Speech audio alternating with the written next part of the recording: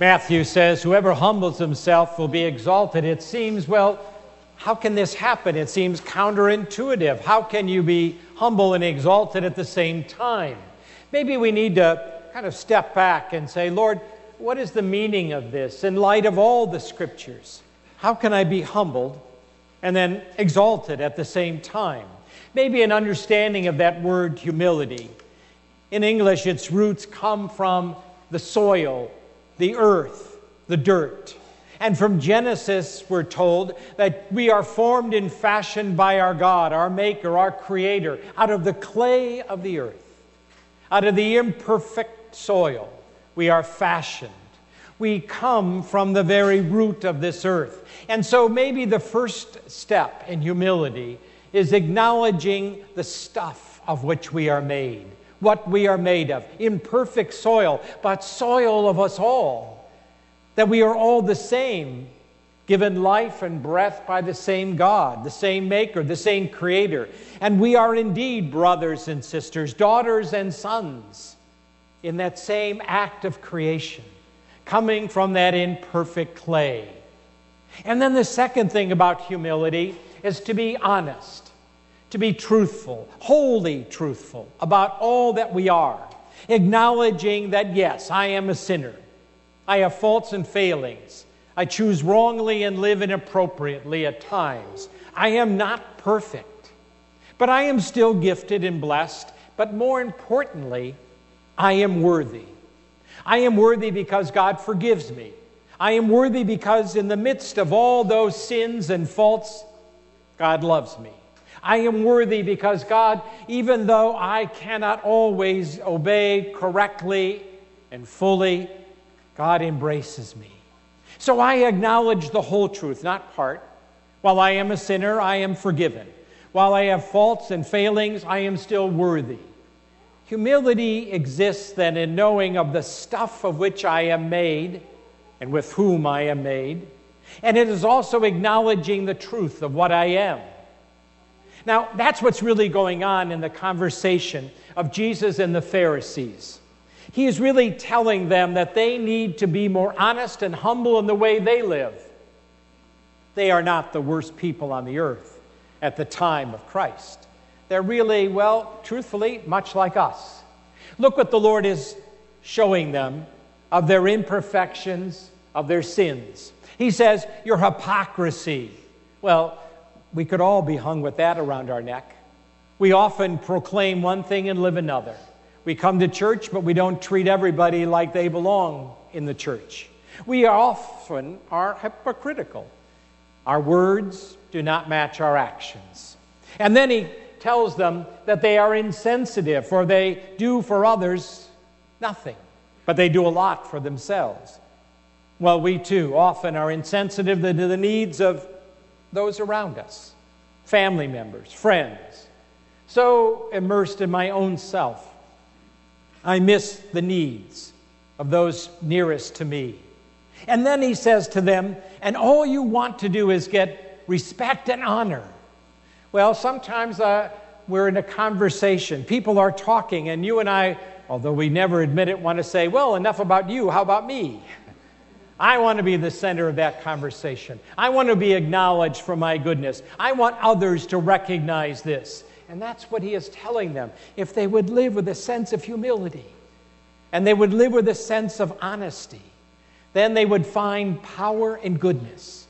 But they do not.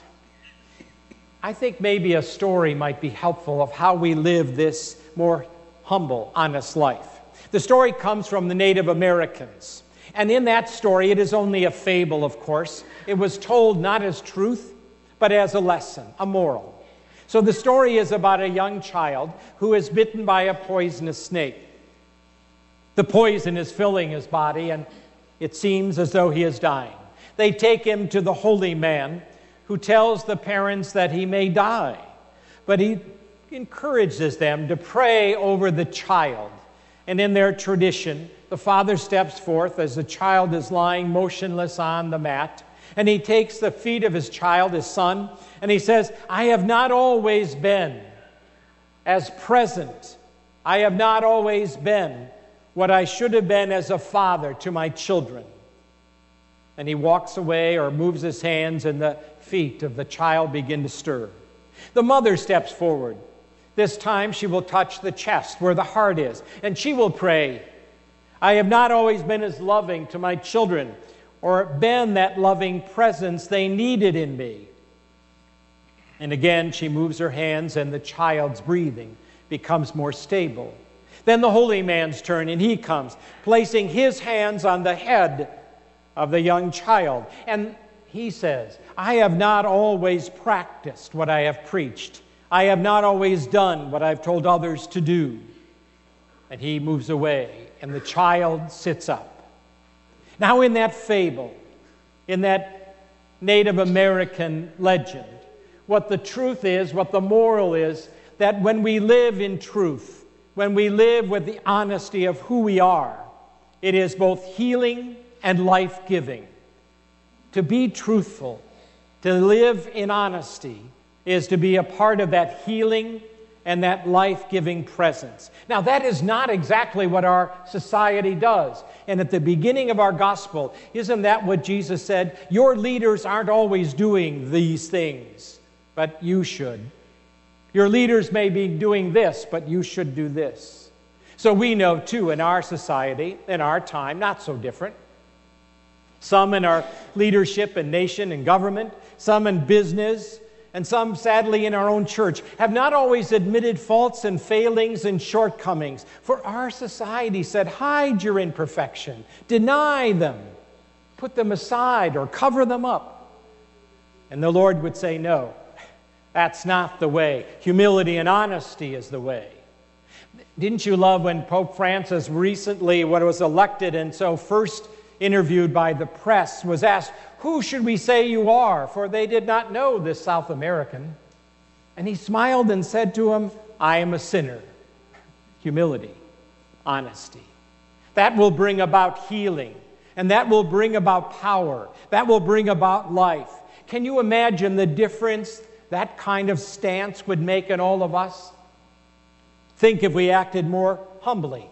Think of the healing that could happen in our relationships, in marriages and friendships and in family. If I could say, I'm sorry. If I could say, I regret what I've just said.